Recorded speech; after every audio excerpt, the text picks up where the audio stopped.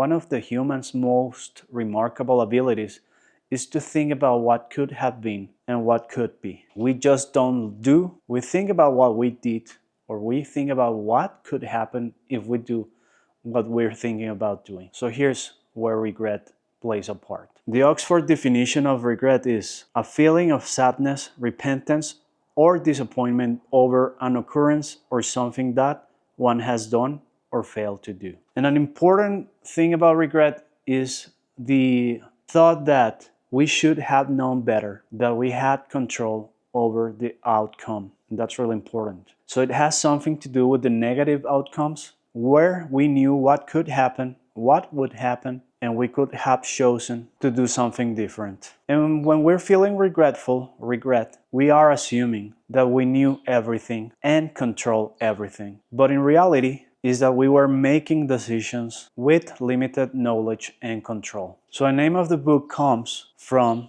something really common in regret. That is the thought, if only. If only I had studied more, or if only I had told her that I loved her, if only I hadn't drank that much, if only I hadn't, I don't know, whatever, went on vacation. And regret is a continuous reminder that you could have done something different and that a better outcome was or could be within your reach. And something really important is that we believe that that different outcome is the key to happiness. Without that outcome, we can't be happy anymore. Something why I think it's important to talk about this is that even though we see regret every day, I don't think we think about it that much. When people go to therapy, they talk about sadness or anxiety or anger. But regret, according to some surveys, is the second most common emotion mentioned by people after love. So if we think a lot of the negative emotions that come with regret come because of thoughts, because of interpretations. So we're stuck in the past, and actually we're stuck in the present too, because we can't make decisions about the future because of our past, because we screw up, because we did something that didn't turn out right. So now we don't believe in ourselves. But that's one of the things about regret. It's useful. It can be useful because we can learn from it.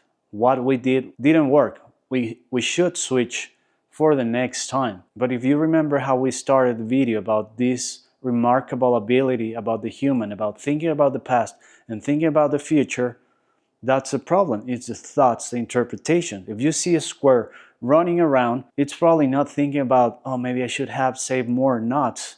No, it just learns. If it survives, it learns from its mistake and it modifies its behavior. But we don't do that. We dwell on the past, trying to change the past. But if you remember what the Stoics said, we should be fatalist about the past because it's out of our control, so it doesn't concern us. That doesn't mean we cannot learn, but screwing up doesn't mean we can't ever take a good decision. So the main point of the book is it teaches you to recognize these thoughts that tell you, okay, if only I had done different, my life would be so much better. I cannot be happy because of that. In another universe, maybe I made that decision.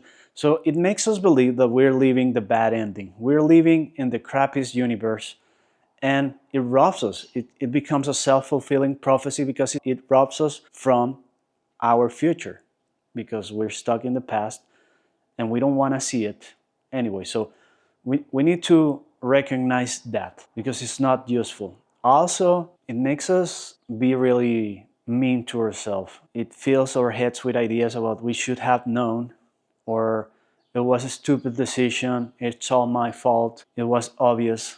But it also mentions about this hindsight bias.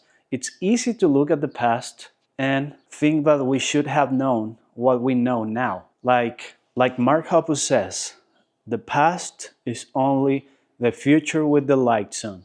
Yeah, we cannot know the future. But anyway, you gotta start recognizing those thoughts. And something real interesting that it mentions about the outcome bias. We tend to judge a decision because of the outcome, and this is wrong.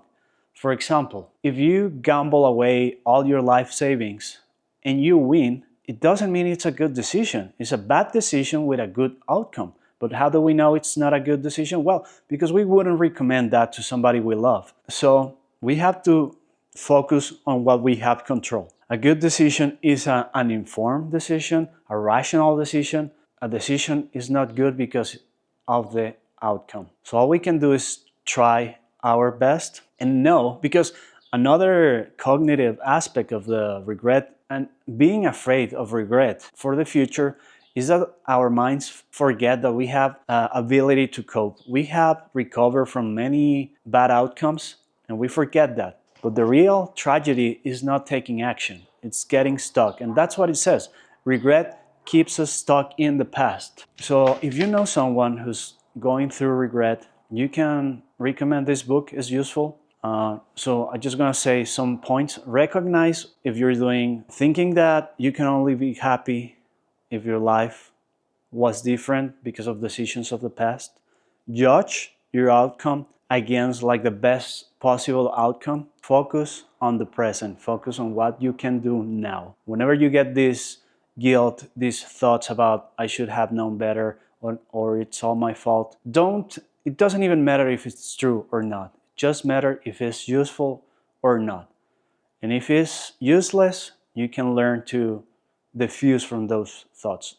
So whenever you catch yourself like telling yourself you're stupid, you should have known, you cannot trust yourself, everything's ruined, just identify it and try to notice it and come back to the present and take action here towards the life you would like to be. Remember that there's no such thing as a perfect life. And our mind tricks us that we would have the perfect life. We would be happy all the time if only things had been different. But this is a lie. This is a trick our mind plays on us. So anyway, hopefully it was useful to you. Goodbye. And I'm gonna be doing these reviews. Next one, it's gonna be probably The Gift of Fear. Goodbye.